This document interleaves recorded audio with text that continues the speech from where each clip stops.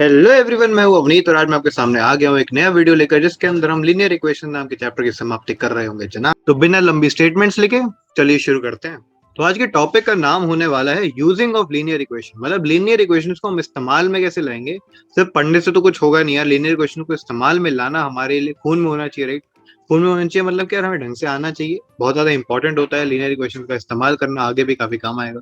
तो इसका सबसे पहला स्टेप क्या होता है? स्टेप नंबर वन होता है रीड द स्टेटमेंट। ठीक है, सबसे पहले स्टेटमेंट को पढ़ो, समझो, अपनी अंग्रेजी की जो स्किल्स है, तुमने जो 7 7 तक आते आते इंग्लिश जो पढ़ी है उसका इस्तेमाल करो यार, और जो स्टेटमेंट हो पढ़ो और उसको समझो। And then take a variable. ठीक है, take a variable as X. ठीक है, कोई भी एक वेरिएबल है उसे एक्स की तरह लेट कर लेंगे। ठीक है, उस कोई भी एक वेरिएबल टर्म जो स्टेटमेंट के अंदर होगी उसे हम एक्स की तरह लेट कर लेंगे। Step one. स्टेप टू क्या होता है? स्टेप टू होता है form the expression. Form expression या फिर बोल सकते हैं इक्वेशन फॉर्म करनी होती है हमें। ठीक है, इक्वेशन फॉर्म करनी होती है बाय इक्वेटिंग टू क्वांटिटीज। मतलब यार दो क्वांटिटीज ऐसी होंगी यार, ठीक है, दो क्वांटिटीज हमेशा ऐसी होंगी जो कि इक्वल होती हैं। तो उन्हें तुम क्या करोगे? इक्वेट करोगे LHS is equal to RHS. ठीक है, तो टू क्वांटिटीज को हम इक्वेट कर रहे होंगे। जैसे अगर यहाँ पे दे रखा हो कि यार बिल्लू है एक बच्चा, ठीक है, उसकी अपनी एज एक उसकी 5 साल की बहन से 3 ज्यादा है। ठीक है, 3 ईयर ज्यादा है और अपने पापा से 30 ईयर्स कम है, राइट। तो फिर हम कैसे इक्वेट करेंगे उसको कि बिल्लू की एज तो यार देखो सेम ही है, तो उसकी अगर बहन जो 5 साल की है उससे 3 साल ज्यादा है, ठीक है, तो 5 + 3 हो जाएगी उसकी एज, और हमारे पास उसके पापा से उसकी एज 30 साल कम है। ठीक है, 30 साल कम है। तो फिर हम बोल सकते हैं कि पापा की एज निकाल के दिखाओ, राइट। तो हम क्या करेंगे कि हम पहले बिल्लू की एज निकाल लेंगे, बिल्लू की एज से हम उसके पापा की एज निकाल लेंगे। तो हम बेसिकली यहाँ पे क्या करेंगे, बिल्लू की एज को यहाँ पे इक्वेटिंग क्राइटेरिया की तरह यूज कर सकते हैं। तो हम बोलेंगे form expression by equating two quantities as LHS is equal to RHS. And step three क्या आता है? स्टेप थ्री होता है हमने जो सॉल्विंग करना सीखा अभी पीछे बाय ट्रांसफॉर्मेशन, और जो हमारे पास साइन ट्रांसफॉर्मेशन होता है, इन सबसे जो हमने सॉल्विंग करनी सीखी उसको यूज करके हम सॉल्विंग करेंगे जो हमने सीख ली थी। अब यार थोड़े से ये वाला जो टॉपिक है इससे काम नहीं चलने वाला, तो हमें क्वेश्चन इसके ऊपर करने पड़ेंगे। तो क्वेश्चन मैं तुम्हारे लिए यहाँ पे पेश करता हूँ। तो जैसे ही हमारे पास सामने क्वेश्चन आ जाते हैं, टोटल यार 6 क्वेश्चन होंगे इसके अंदर जो हम करेंगे, एंड आई सपोज यार इनफ रहेंगे। सबसे अच्छे क्वेश्चन तो मेरे पास थे, मैंने यार वो ले लिए हैं। तो क्वेश्चन शुरुआत करते हैं। सबसे पहले यार क्वेश्चन नंबर 10 आता है। ठीक है, क्वेश्चन नंबर 10 यहाँ पे तुम्हें दिख रहा होगा। कहता है यार हीना हैज ओनली ₹10 एंड ₹5 कॉइन्स। ठीक है, तो यार उसके पास कितने हैं? ₹2 के कॉइन्स हैं। ठीक है, लेट करते हैं उसके पास कुछ एक्स कॉइन्स होंगे ₹2 के, एंड हमारे पास कुछ और कॉइन्स होंगे यार, कुछ और कॉइन्स होंगे ₹5 के। अभी मैं उसको लेट नहीं कर रहा हूँ। In all she has 80 coins. ठीक है, टोटल कितने कॉइन्स है? 80 कॉइन्स है। ठीक है, टोटल कितने कॉइन्स है? 80 कॉइन्स हो जाते हैं। तो टोटल 80 कॉइन्स उसके पास हैं। तो मैं ये चीज बोल सकता हूँ कि अगर उसके पास एक्स, ठीक है, ₹2 के कॉइन है, तो हमारे पास ₹5 कितने कॉइन हो गए? 80 माइनस एक्स हो जाएंगे।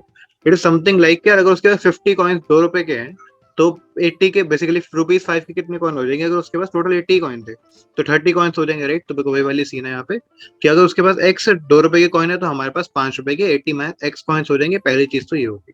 नेक्स्ट हमारे पास क्या कह रहे हैं कि the total amount is ₹232, find the number of ₹5 coin. ठीक है, तो हमें क्या करना है यहाँ पे कि टोटल अमाउंट जो है वो यार हमारे पास 252 क्या हो गया, राइट। तो बोल रहे हैं कि हमारे पास कितने ₹5 के कॉइन्स है वो निकालना है। तो बड़ा आसान सा क्वेश्चन है, कैसे करेंगे इसको? देखो सिंपल सा लॉजिक। जो टोटल अमाउंट है वो कैसे आएगा? ठीक है, टोटल अमाउंट कितना आएगा? अगर लेट करते हैं तो तुम्हारे पास यार 10 ₹2 के कॉइन है, तो तुम्हारी वैल्यू कितनी हो गई? 2 × 10 हो जाएगी, राइट। तो हम यहाँ पे भी यही चीज करेंगे, 2 × x करेंगे तो हमारे पास वैल्यू आ जाएगी फ्रॉम ₹2 कॉइन। प्लस हम क्या करेंगे, ₹5 के कॉइन्स के लिए हम 5 को मल्टीप्लाई कर देंगे 80 माइनस एक्स से। ठीक है, 80 माइनस एक्स जो ₹5 के कॉइन्स थे उसके लिए मल्टीप्लाई कर देंगे। तो आंसर क्या आएगा हमारे पास? उसके पास टोटल कितनी वैल्यू थी ऑलरेडी गिवन है, total value is 232। Total value कितनी गिवन है? 232 हो जाती है यहाँ से, राइट। तो 2x प्लस 5 × 80 कर देंगे, राइट। यहाँ पे हम सबको करना आता है कि स्प्लिट कर सकते हैं हम मल्टीप्लाई के साइन को। तो 5 × 80 minus 5 × x is equal to 232, ये आ जाएगा। तो यहाँ से क्या आ जाएगा? 5 × 80 क्या होता है? 5 × 80 इज 400, और यहाँ से आ जाएगा -3x इज इक्वल टू 232। अब यार यहाँ से हमारा से सॉल्विंग का काम बच जाता है। सॉल्विंग कैसे करेंगे? 400 यहाँ पे पॉजिटिव का, ये भी पॉजिटिव है, तो इसको जब यहाँ पे लाऊंगा तो नेगेटिव हो जाएगा। 400 माइनस 232, एंड यहाँ पे -3x है तो उस साइड जाके +3x हो जाएगा, राइट। तो आ जाएगा +3x। 232 को जब तुम 400 से माइनस कर दोगे तो you will get the answer to be 168 is equal to 3x। ठीक है, 168 कितना आएगा? 3x इक्वल आएगा। अब दो साइड करते हैं 3 को डिवाइड, तो आंसर आता है 56 इज इक्वल टू x। मतलब कि उसके पास ₹2 के कॉइन जो हमने x की तरह लेट करते हैं, हमारे पास ₹2 के कॉइन x है। ठीक है, ₹2 के कितने कॉइन है? 56 हो जाते हैं। तो ₹5 के कितने कॉइन्स होंगे यार? ₹5 के हो जाएंगे 80 minus x coin which is 80 minus 56। अगर 80 माइनस 56 अनडाउटली सबको पता है इट इज 24 पॉइंट्स, तो आंसर क्या हो जाएगा, उसके पास 24 रुपीज 5 के कॉइन्स हो जाएंगे, ठीक है, 24 रुपीज 5 के कॉइन्स हो जाएंगे, प्लस साथ में उसके बाद 56 रुपीज 2 के कॉइन्स हो जाएंगे, राइट। तुम चाहो तो एक बार इसको वापस कैलकुलेट भी कर सकते हो, जैसे 120 यहाँ से आ जाएंगे और यहाँ से 112 रुपीज आ जाएंगे, ऐड कर दो 232 रुपीज बन जाएगा, राइट। तो ये हमारे पास इक्वेशन बिल्कुल सही सेटिस्फाई करती है, इसका मतलब है उसके पास 24 5 रुपए की कॉइन है, उसके पास 56 हमारे पास 2 रुपीज के कॉइन होते हैं, और टोटल कॉइन 80 कॉइन होते हैं हमारे पास, और हमारे पास टोटल अमाउंट 232 बन जाता है। तो पहला क्वेश्चन हमारे पास ऑन क्लियर हमारे पास हो जाता है। सेकंड क्वेश्चन की बात करते हैं। A purse contain rupees 550 in notes of denomination rupees 10 and rupees 50, the number of notes of rupees 5 is one less than that of rupees 10 notes, then find the number of rupees 50 notes, okay। तो in short यहाँ पे क्या दे रखा है कि हमें क्या find करना है, हमें फाइंड करना है रुपीज 5 के नोट, ठीक है, हमें रुपीज 5 के नोट फाइंड करने हैं। तो मैं बोलूंगा रुपीज 5 के नोट सर एक्स है, ठीक है, रुपीज 5 के नोट कितने एक्स हो जाते हैं, और वो कह रहा है if the number of rupees 5 notes is less than the rupees 10 note, right. तो इसका मतलब है कि हमारे पास जो रुपीज 5 के नोट्स हैं वो 10 रुपए के जितने नोट्स है उससे कम है, मतलब कि अगर मेरे पास 4 10 रुपए के नोट्स है तो मेरे पास 3 ही हमारे पास रुपीज 50 के नोट्स होंगे। तो मैं बोल सकता हूँ अगर हमारे पास एक्स 50 रुपीज के नोट्स है तो हमारे पास एक्स प्लस वन हमारे पास 10 रुपीज के नोट्स हो जाएंगे, क्लियरली हो जाएगा, राइट। क्योंकि अगर मेरे पास 3 रुपए के 3 हमारे पास 50 रुपए के नोट है, तो इसका मतलब है इस क्वेश्चन के हिसाब से कि एक ज्यादा होगा 10 रुपीज का नोट। तो एक्स अगर हमारे पास एक्स नोट है 50 के, तो हम बोल सकते हैं एक्स प्लस वन हमारे पास 10 के नोट्स हो जाएंगे। तो ये हमारे पास 10 के नोट्स हो जाएंगे, एक्स प्लस वन 50 के नोट्स हो जाएंगे एक्स। तो अब मैं इससे क्या बोल सकता हूँ यार कि हमारे पास टोटल वैल्यू कितनी आ जाएगी, 50 इंटू एक्स हमारे पास हो जाएगी 50 रुपए के नोट्स की वजह से value, plus 10 times x plus one is equal to 550 जो हमारे पास टोटल वैल्यू दे रखा है, ठीक है, 550 टोटल वैल्यू दे रखा है। तो यहाँ पे आ जाएगा 50x प्लस 10x प्लस 10, ठीक, 50x plus 10x plus 10 is equal to 550। जहां से आता है यहाँ ऑब्वियसली बात है 10 को मैं माइनस कर सकता हूँ, तो 540 आ जाएगा is equal to 50x plus 10x is 60x। तो x के वैल्यू तुम क्लियरली निकाल सकते हो, 540 को 60 से डिवाइड कर दो, आंसर आएगा 9, ठीक है, आंसर क्या आता है 9 आता है। इन शॉर्ट तुम्हारे पास 10 रुपए के 10 नोट है और 50 रुपए के 9 नोट है, ठीक है, 10 रुपए के कितने नोट है, 10 नोट है, 50 रुपए के 9 नोट हो जाते हैं। और हमें पूछा क्या था, हमें पूछा था कि 9 रुपए 50 रुपए के कितने नोट है, तो 50 रुपए के नोट आ जाते हैं 9, ठीक है, 50 रुपए के नोट आ जाते हैं 9। यही हमारी छोटी सी चीज हमें करनी थी। नेक्स्ट क्वेश्चन देखते हैं। After 12 years I shall be 3 times as old as I was 4 years ago, find my present age, ठीक है। तो यहाँ पे हमें क्या निकालना है, प्रेजेंटेज निकालनी है, तो प्रेजेंटेज को लेट ही कर लेता हूँ, प्रेजेंटेज को लेट करता हूँ एक्स, ठीक है, प्रेजेंटेज को लेट कर लेते हैं x.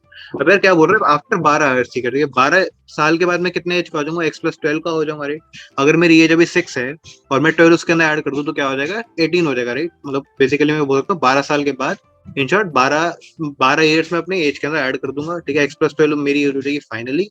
I shall be 3 times as old as I was 4 years ago, ठीक है। 4 years ago यार मेरी क्या एज होगी, तो 4 years अगो मेरी एज होगी x माइनस 4, एंड उससे मैं 3 टाइम्स बड़ा हो जाऊंगा, ठीक है, उससे मैं क्या हो जाऊंगा 3 टाइम्स बड़ा हो जाऊंगा।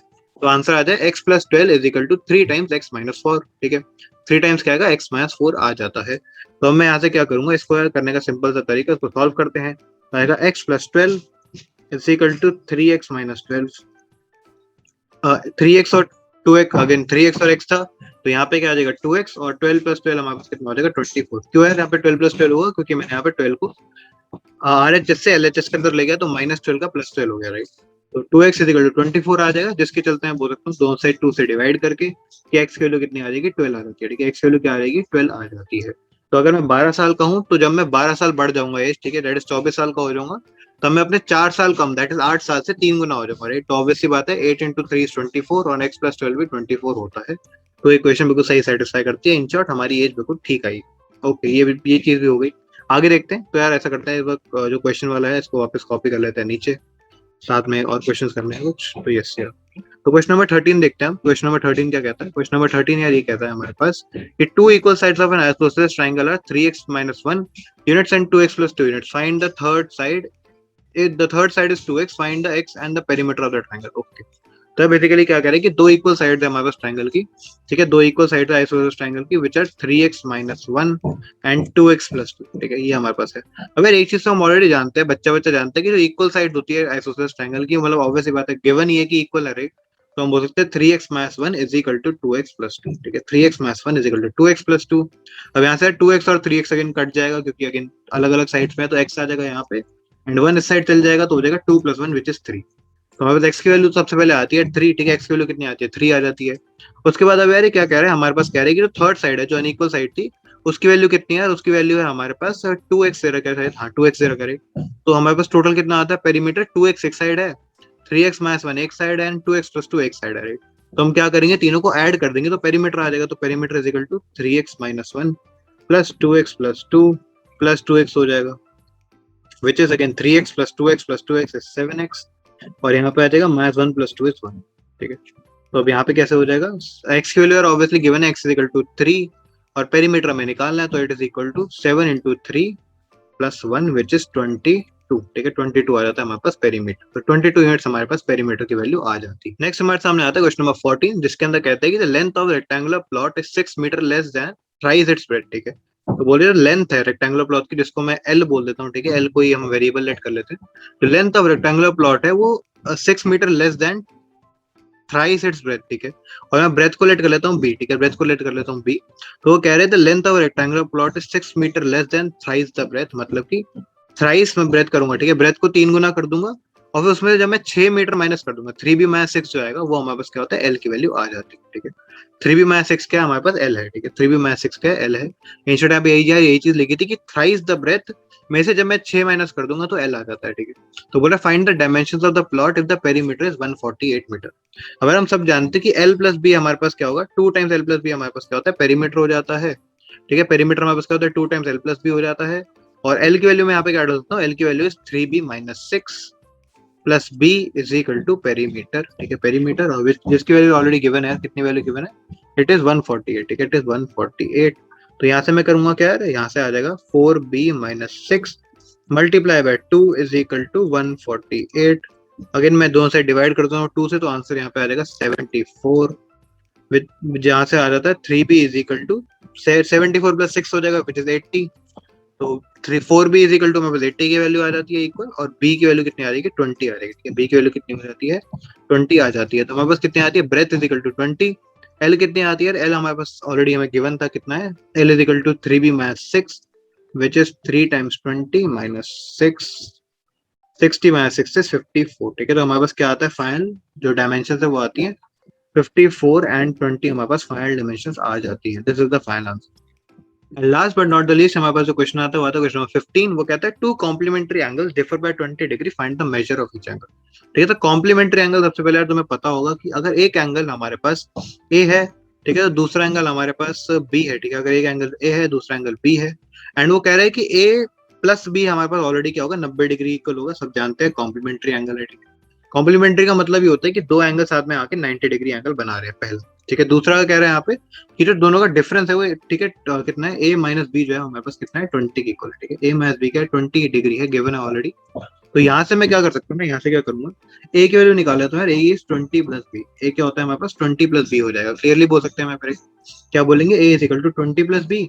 एंड जब बी की फॉर्म में सारा आंसर आ गया तो यहाँ पे ए की वैल्यू में सब्सटीट्यूट कर दो, मतलब पुट कर दो, what we get is 20 plus B is equal to 90, ठीक है। 20 plus B is equal to 90, 20 से 90 कटेगा 70 आएगा, we get 2b is equal to 70 which means b is equal to 35 and I can say a is equal to कितना आ जाएगा, तो a आ जाएगा हमारे पास 55, ठीक है। 20 प्लस b हमारे पास है ना, तो a is equal to 55, b is equal to 35, ये हमारे पास क्या आता है फाइनल आंसर निकल के आ जाता है फॉर दिस क्वेश्चन, ठीक है।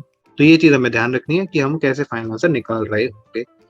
इसी के साथ आज की छोटी सी वीडियो खत्म करते हैं। Hope you like the video and तुम्हें चीजें समझ आ रही होंगी। मैंने क्वेश्चन लेने की पूरी कोशिश करी, और अगर तुम्हें कोई भी डाउट है तुम कमेंट सेक्शन के अंदर बता सकते हो। इसी के साथ वीडियो को लाइक कर देना, चैनल को सब्सक्राइब कर देना और वीडियो को अपने दोस्तों के साथ शेयर कर देना। तब तक के लिए चलता हूँ, टाटा गुड बाय, पढ़ते रहें, शपथ।